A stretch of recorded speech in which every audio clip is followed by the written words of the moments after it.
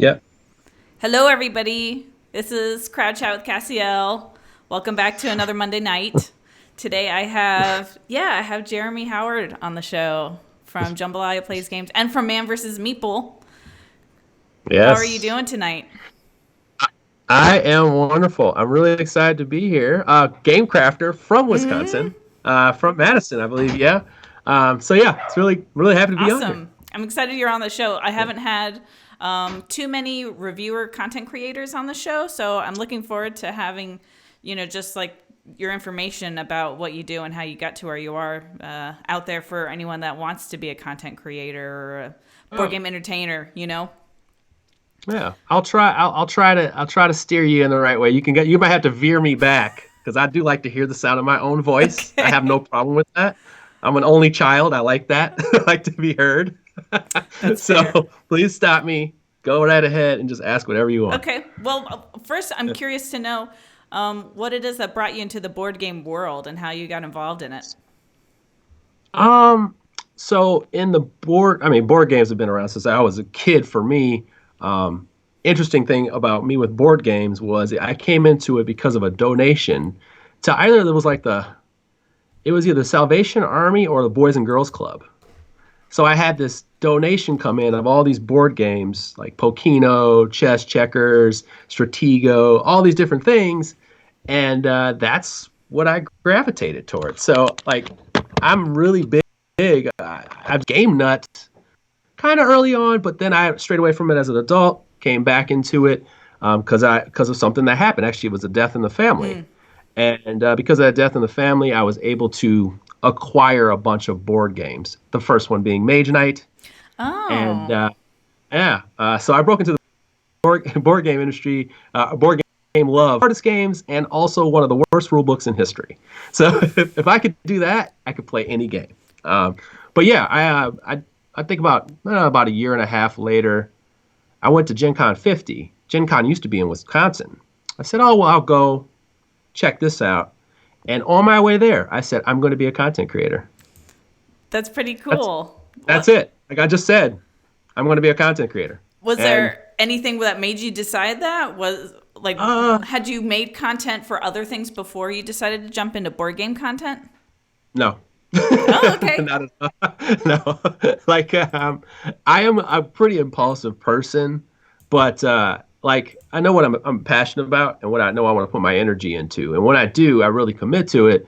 And I just thought like I was, you know what, I should say this. I was doing some play testing and stuff like that because I was starting to I wanted to figure out the business behind it. I wanted to figure out how games work, how they're built. I never had a passion to be a designer. But as you make those contacts initially, and you don't realize that that's kind of a thing, you're like, oh, I'm making these contacts. Well, you want to meet the people in person, so it's like I meet them in person, and then on the way, I was just like, why don't I just do this? Like, why don't I just try? And I started with a blog, and it was JambalayaPlaysGames.com, and yeah, that's kind of how it all started. When did Um, you Oh, go ahead. Go ahead. No, no. So that was pretty much it. I shook a lot of hands that convention. Shook a lot of hands, a lot of leaps of faith. Shout out to Grand Gamers Guild, Daily Magic, Elf Creek Games. Um, Man, Elf Creek Games. Mike handed me his last prototype, his very last prototype to a random dude. Like a random dude who could have never paid out and just took his prototype and ran away with it. And shout out to him, man, Mike and Brent, man, awesome. That's really great. If so, Yeah. so you just decided on the way to a convention that you wanted to do this thing. Did Mhm. you already kind of know that the way you should approach it is by getting to know all of these people in the industry, just Yeah. like So, jumping so in? So I'm really big fan of if you really want to do this, like what you may not know what you want to be, what you want to do. You're passionate. You're actually kind of confused because you're like, I want to do this, but I want to make that, and I want it to look like that, and this is gonna be my style. But then you start you're like, is this my style? And then like you keep doing that, but you have to start somewhere. You almost have to, like when I was a teacher, I used to say like you got to suck at it, and then you got to work from there, and day to day, and it takes a level of commitment. And when I say that statement, if it worries you that it's going to be a lot, it can be a lot, but you have to start by pacing yourself one piece of content at a time. And just know that like you can laugh at yourself 2 years from now, or a year from now, or even 6 months from now and say, oh my God, I may want to redo that content because it was so bad. And that's okay because you're still here and you're better at it. And when I switched to video, that was the thing. Like it was a beginning all over again. I was just getting pretty good at blogging stuff, but I tried video. And when I tried video, things went really well for me. But I was a starting. I didn't know how to edit. I knew how to be on video because I like me, but I didn't know how to edit. Like I didn't know anything about editing software. I'm sitting here watching videos from everybody else. There's so much that could come to it. But the thing is, you got to start the first part. And the first part is really caring about the hobby, caring about the people behind it, behind these board games, and also the community, being part of the community so you can find out what people want to know and, where your tastes lie and maybe find a niche that fits you and you can start that niche. And even if you're doing something that somebody else is doing, you're still you and you'll find you somewhere.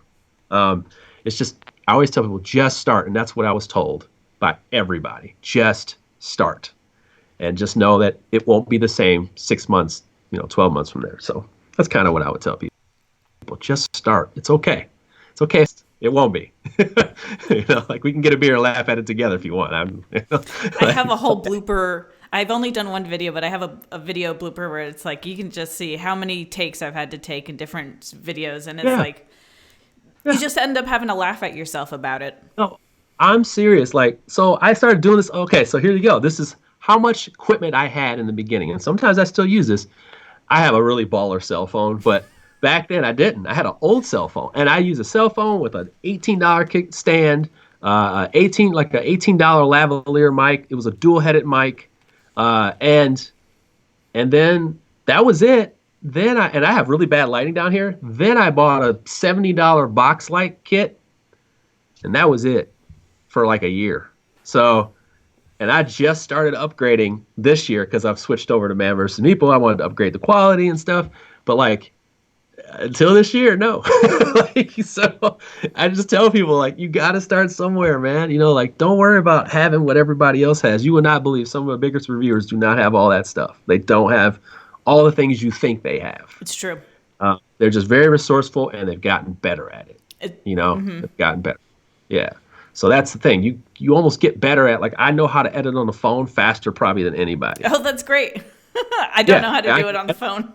Yeah. I can edit on the phone. I know how to transfer things back and forth, work my finger without cords, all kinds of stuff. So that's an advantage for me. If I'm at a convention, I want to get content out, so it's just like you learn your tricks, you learn your tricks of the trade. So yeah, mine all started with my own cell phone. So that's great. Yeah. How long were you doing content just by yourself as Jambalaya Plays Games before you started working with Man vs. Meeple? So like a year and a half. Oh, wow. Yeah, about a year and a half, because that really just started like in July, like right before Gen Con. Yeah, I think like right before Gen Con, because we had finally like met in person and like played, a game, talked. At Origins, we both had no time to talk. We were both like all over the place, running wild. Yeah, it's crazy because I have my things with publishers, running manic. I just run crazy at conventions, and I had to stop doing that. Gen Con, I melted down. No. That's what I would tell you. Pace yourself, And what I did was, for the rest of that convention, I went around and thanked all those people who have helped me. A lot of people have invested in me and my success, and relationships paying off, like being genuine and kind and doing the right, doing right by your work. And just having people come up to you, that stuff comes time if you even care about it. And the second I stopped, it happened. When I was running around, nobody stopped me and said, "Hey, man, I love your content." Down and played games and talked to other people. All of a sudden, boom, part. You can get that part too. I don't care about it. I just want to have people who have fun and just have a good time. That's all I really care about, man. I mean, I'll meet good people. I'll always have fun. So Do yeah, you you were about to ask me a question and it just was like beep, nope. All right, so Sorry, go ahead. everybody. I don't know what happened. I think my internet dropped, honestly, is No, what happened. And then it just, everything froze. But, yeah, yeah. oh, what I was going to ask you, though, is do you think, like, shaking hands and sitting down and getting to know people, getting to know, I guess, like, your fan base and hmm the people that you're a fan of is a way to grow your brand? And, I do, I do brand. I do understand how business works, and what I would tell people, even for a hobbyist gamer, like you have at least understand how the business works. Like if you come in and you have these things, like let's say you were like, I'm going to be a very honest person, and I don't feel like content creators are honest. Okay, but I want you to. That's fine. Okay, but there are two things I really want you to think about. One, I want you to think about how you're going to express that in a professional, not professional. Like if you want people to respect you, like think of respectful language. Think of ways to speak about that. You don't have to softball, but you have to be able to communicate that without swearing, without just being vicious. You like it. Two, you also have to be able to communicate with publishers because eventually you may ask for another review copy from someone, or you may review something in the future that you want to be a part of, and they remember you. And if you have a relationship with that person, they know how you are. They may ask you, hey, you beat up our last two games, like, are you going to beat up our next game? But you actually have that line of communication instead of having a blank, like mm-hmm, nothing. So now you got this kind of publisher for no reason. mm-hmm, And that's the thing, like, well, people don't understand how small our industry is, and it could be a good and a bad thing, as far as like positive and negative talk. But I think the best thing you can do is talk to other content creators so that you understand like the scope of things. You can kind of steal some ideas because they'll kind of help you out, or they'll say something to you and say, hey, I like this. You should try that, or you should use this, or I can tell you're using something like this. Maybe you want to try this out. So you always have that. And publishers are just people, man. Like they are people. And that was one of the first things I found out when I was at the convention. Like I'm sitting down with these guys and they could see me just tapping out because I'm on mic all day. And we're sitting here talking about our families and, all this other stuff. And like, some of these people are my friends. Like they are my friends. But that does not stop me from doing what I do. So like it just doesn't stop me from doing what I do. I just let them know like, hey, it's coming. Like that's it. Like I just tell you like, hey, you want me to tag you because it's coming. So that's the only difference. That's the only difference at all. Anybody ask me, do I like a game? I will tell you if I don't like a game. Or if you hear me on a podcast, I can be pretty brutal. So yeah, just that's all I can tell you. So whenever you bring me on a podcast, I can be pretty brutal, and I try to be, like I said, I'm honest as possible. You've been pretty okay on this one. Like, you haven't been too Yeah, brutal. no, I haven't. No, because I'm not necessarily I'm not necessarily a mean spirited person. I just believe there's a way of communicating everything, positive or negative. Yeah. If someone wanted to do like how you joined a team and hmm you kind of you joined Man versus Meeple basically through building relationships with people. Do you Yes. think Yeah. having Jambalaya Plays Games to start with was a good way for you to move into Man versus Meeple and having this team? Yeah, the funny thing is that there's this is interesting how this. I just want to give you like a small snippet of how this Yeah. started. I met Jeremy Salinas for 3 minutes at Origins right before Gen Con, that first Gen Con. We just hit it off like 3 minutes. I met Ella from Ella Loves Board Games for maybe 30 seconds. I think she said hi to me at that second. But Kira, I have been working with Kira since my first 3 months in blogging. And she supported me a lot behind the scenes because that's what she does for a lot of different publishers to get, just to get contacts and stuff like that. She does a lot of stuff. And she was always with me. So like, yeah, when I was out on my own and people were kind of recruiting me and deciding which way I wanted to go, like I was thankfully I had a lot of choices. But that was crazy. Like because of her and our relationship, I trusted her to come to that team. But it's kind of funny, like I said, small world. Hmm. But for me, like Jambalaya Plays Games was really just a lot of sweat equity. Honestly, that stuff was done over a year of doing a couple different things. And I'll be honest with you, like I'm part reviewer, but I'm also a promotional person. So when you do promotional things, publishers are going to be kind to you, like that part. But also content creators are too, because they want to know what you're doing or they're asking you questions. So it's like that talk goes around and you kind of build a positive reputation. That goes right back to what I said before. It's really all about relationships. It's almost the same thing in every job. And here we are, and how you establish yourself in the industry. And it really does all boil down to that.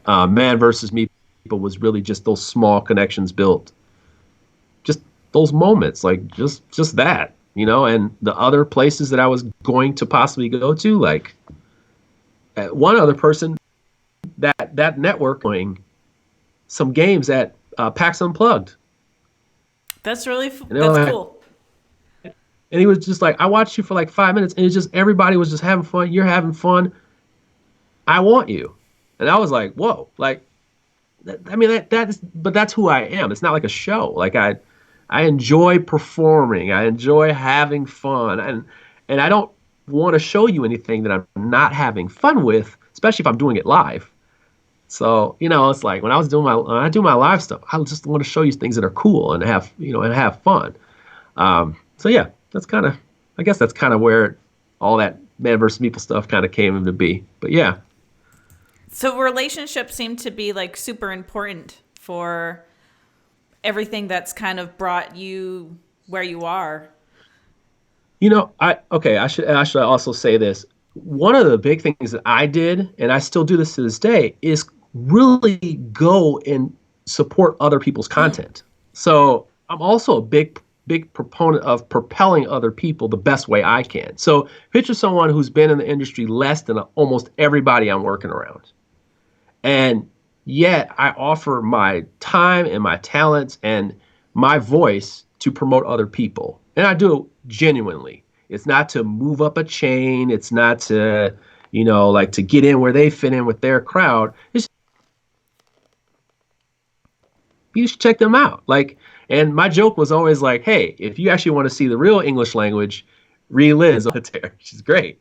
Like, if you want to actually see how pictures should be shot, go to what's Eric playing. Like it was my joke is my English is a second language. If you want to read a blog about second language English, you can come check out my reviews. So, I just you can love me flaws and all. That's what I always say. You can love my blog flaws and all. So just whatever, man. Like I didn't take that too seriously, but I just feel like there's some good people out there. Bebo, I would look up to her cinematography, like all these people who do such good jobs of their craft. And I still to this day believe that pretty much all these people are better than me. I have talent with charisma. I don't have the same talents and levels and skills as a lot of my peers. But that's brought you fan Right, base. You right, have yeah, great views on your live yeah, streams and yeah. And that's the thing. Like that hard work pays off. That hard work pays off. That's all that is over that time that I have gained that. I have earned that. And now my job is to get better at that for the people who want to see it, for the people who hire me, and just where does that go? Like I don't know where that goes, but I want to keep better at it, keep those relationships tight, and service the people who enjoy my content. So, that's what's the burden that's on me now.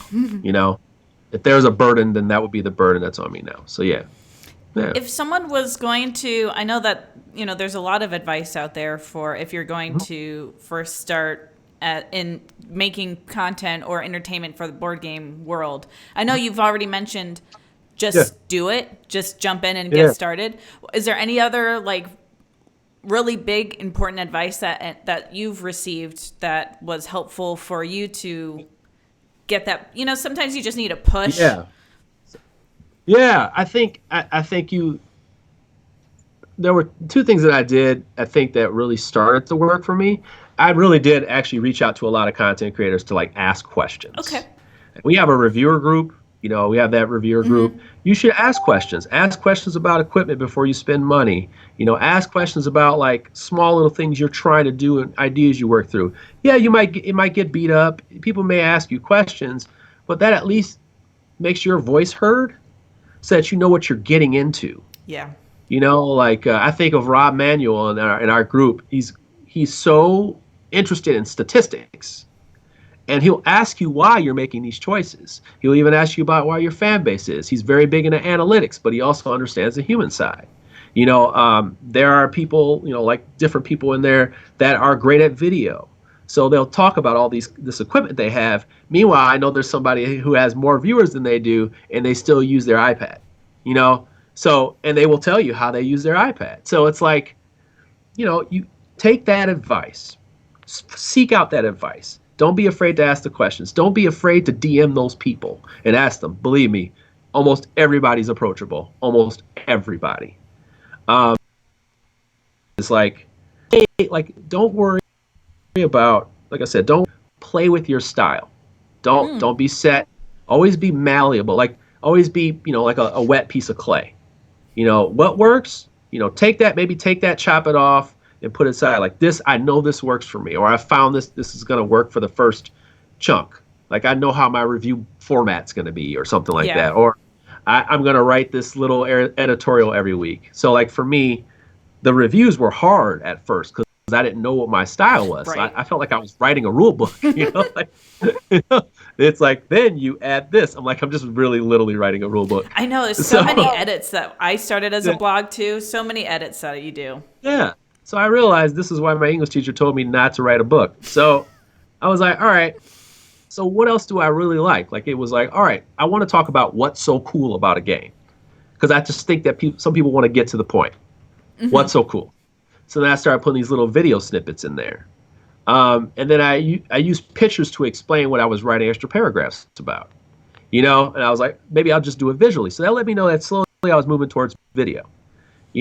And like little things of how I want to write positives and negatives versus how everybody else wrote them. But I actually studied other people's versions of it and said, oh, this is actually what I'm trying to do. It's sort of like this. Or when I did video, Joel Eddy from Drive Through Games, like we have a similar style. And I was like, I do want to copy his style in a way because that's who I am too. That's the free form that I use. I'm just a really bad Joel Eddy, So that's what I try to tell people. Like the other day, I just realized like I'm just a really bad Oh my version of god. him. So I had to really think of like, all right, how do I do that but be myself and be totally different and know that that's what people may compare me to, or that may be the reason why they like my style. So I think that's the big thing is like go ahead and start, but also try to start with this in mind. Like maybe there may be two or three things you want to play with, or even record two or three things first and then go back and study them. Go back and study them.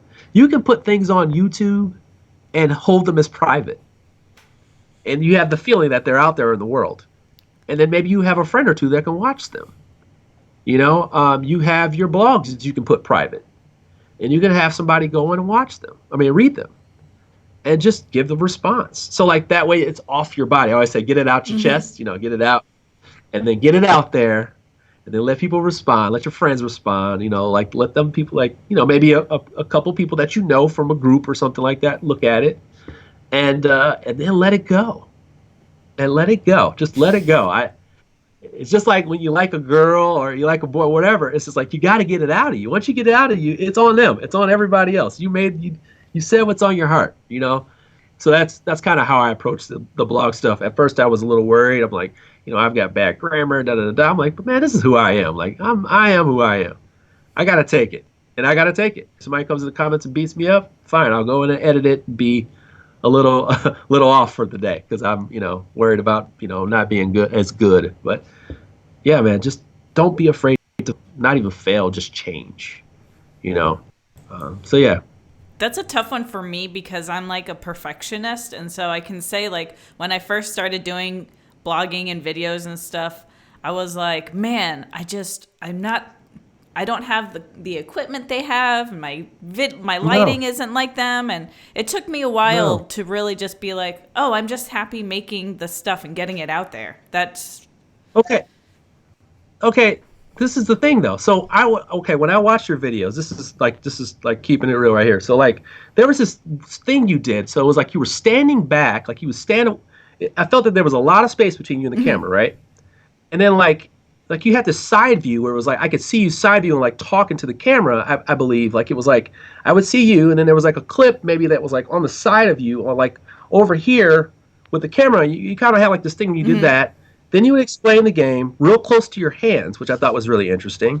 And then you would have like this three-way where you would kind of like play a round or two. And I thought that was real tight because it was like, all right, people want to hear you talk, but they don't really want to hear you talk. They want to find out about the game, right? So you got that part done. But the cool part was the explanation was tight and it was close. And I was like, that's cool. Like, real close. And then having three different hands or a couple different hands playing a turn or two and then getting out of there. Now we see how it looks in motion. Just a little bit and we're done. That's awesome to me. So I was like, that's cool. So I was like, that's something I need to consider. And that's why I decided to, instead of just doing like pictures, is actually play a little bit of the game. It makes videos maybe a tad longer, but people want to see the moving parts. Even if I'm just grabbing them and showing them, I rather see people see them move or what's the choice. Somewhere between Rado, Tom, and Joel Eddie, like somewhere in between all that, I want some of all that. But what I want if I'm going to spend $70, like move yeah. it. Like I don't need all the rules. Show me. That's what I tell people. Like show me. Like that's how people do it, right? By doing, right? So most people do it by doing, especially with board games. They need to see how it's moving. So that's what I would want. I want to see if that's what people want, and that's what people respond to with my style. So, like, but I do a lot of watching other content creators, and that helps me. You know, it helps me change my format, the angles, the lighting, coloring, the depth, things like that. So like, yeah, it's just even the way you take picture, like the way you take pictures, that's your style. Yeah. Like that's the thing. It's your style. Like what's Eric playing? He has a Yeah. style. It's dead sexy. Like it's just dead sexy. Like you look at that page and it's gorgeous. And he should show his photography first. It's so good it gets stolen. Like like it's so good it gets stolen. So that's how good it is. But yeah, like like you will find your style along the way, and that I just wanted to know that I see your videos. I also see your videos like from back in the day. I can't remember what it was. I think I was gonna get it was Groves. Oh, Yeah, it was Groves, and I watched your video several times, and I was just like, I like this video a oh, lot. thanks. So yeah, so I was like, I like this video a lot. It was real pleasant because it was just the way you were like very animated, and I was like, yeah, that's cool. Like that's the way I would be if I was on mic, but I wasn't doing videos back then. So yeah. Cool. Thank you for watching my stuff. So you gave a lot of good advice this evening. We talked about, like you said, jumping into it, making sure that you aren't afraid to just be yourself, be Yeah. malleable, ask questions. Don't be afraid to send those messages to other content creators. Yeah. Hey, even the big like what you would consider like Dice Tower, I was with them for like 6 or 7 months just doing like the crowdfunding show. And really all that is just volunteering and showing a little bit of a pattern and consistency. So it's like if you feel like somebody's just too big or like, oh my God, I can't like ask this person or I really want to be on that. Like just do a little work, be consistent, and like then just ask, like literally just ask. Like Tom does respond to emails eventually. I will tell you, a lot of content creators will respond eventually. All right, so that's what I tell people. Like, don't be afraid to ask. Worst you can hear is no, or nothing, which means you should move on. So, And there's always someone else that's going to be, for every oh, no or every no response, there's another person that's going to have a yes. instant response. And even like designers of games, unless you don't go full fanboy, I would just say, hey, like, you have a question or you're really struggling with something, boom. I mean, you may get an answer right away. You may get someone to walk you through a Skype call to walk you through their entire game. I do that sometimes for these paid events that I have to do. Like, I'm like, I do not understand this rule book. Open up tabletop. They show me the entire game. Like, thank you. Thank you. Like, I can answer all the questions. Like, it can go as far as you want. You have to have open mind. You have to do the work. And you want to be a part of this, then be a part of this.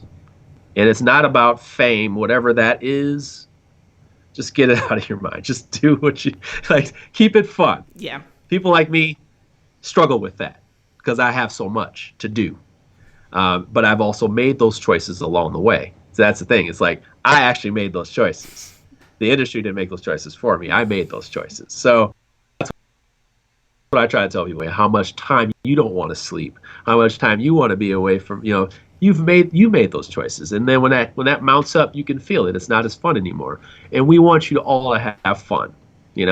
So we all want you to have fun. Get some sleep. Jeez. Do better than me. I don't sleep. You get some sleep. Be better than me. Aw. So, yeah. Well, speaking of sleep, we're coming to I think a close here. Okay. It was really great having you on the show. I think that Yeah. you gave a lot of really cool information about just like your history in the industry and also like how someone that is looking at you and wants to kind of do what you do. I feel like there's some information now about how you can just do it, Yeah, just do it. And like, I'm not big. I just continue to work. I think you are, but I just work. That's what I'm saying. Like, I just work. Like, I just do. And if you think that I'm big, it's just like, well, if I am, I can't fail. I just can't afford to fail. I have to keep working because that's how I got here. Like wherever you think I am, well, I got here because I worked my butt off. And I have to continue that pattern to be what I am to you. So yeah, and that's a responsibility that sometimes is too much. So I try to tell people, like, make good choices and find your pace, find who you are, take your time. For sure. Mm-hmm. Well, thank you for being on the show and giving all this information. I appreciate it. And I'm hoping anybody that's watching that was interested in learning about, how to become a content creator got some good information out of this, because I did. I think that I'm not good at slowing down, and that's definitely something that I need to start thinking about. Yeah. You just keep making sure that you have pictures of you smiling on IG. That's a good thing to start your day with. People need that, People need that. And it helps me too, because it's like you give and you get. Yeah, you give and you get. That's all people ask. Like sometimes people need that. And, like just a smile to see someone doing that.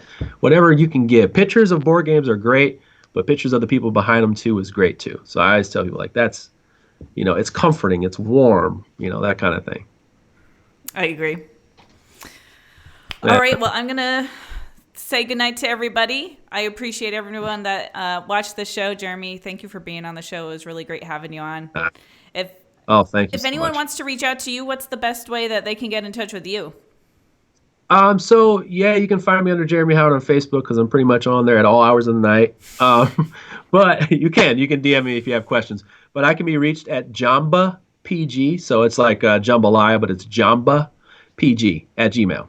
So yeah, just email me. You got any questions? Just want to say what's up. I'm going to be at PAX U. Shouldn't be hard to find me because my hair will be everywhere. Won't be all locked up like this. It'll actually just be all over the place. So yeah, can't miss me. I think my hair poofs up too. Yeah, man. We can have a hair battle, right? So yeah, you can't miss me. I'm a big guy. So Well, thank Yeah. you for being on the show. Again, if anybody has any questions or anything, you can reach Jeremy at his email or on Facebook. And before we go, I just wanted to show everybody here on the web is his YouTube channel, Jambalaya Plays Games. So if you wanted to check it out, this is where all of the goodies are. He's I'm, a majority of my content now is on Man versus Meeple, so you can see some of the Kickstarter content that I got coming up. So, yeah, so head over there. I do live Facebook show every Sunday at 3 p.m. on Man versus Meeple's Facebook page. So, yeah. Okay, great. Cool. So there you go, everyone. If you want to check him live, you got him at 3 p.m. And if you have any questions, you know where you can reach him. Yeah. Thank you so much for being on the show. And everybody, thanks for watching. This was Yeah. Crowd Chat with Cassie Elle and with Jeremy. Yes. I'll see you all next Thank time. you so much. Thanks for being on the show.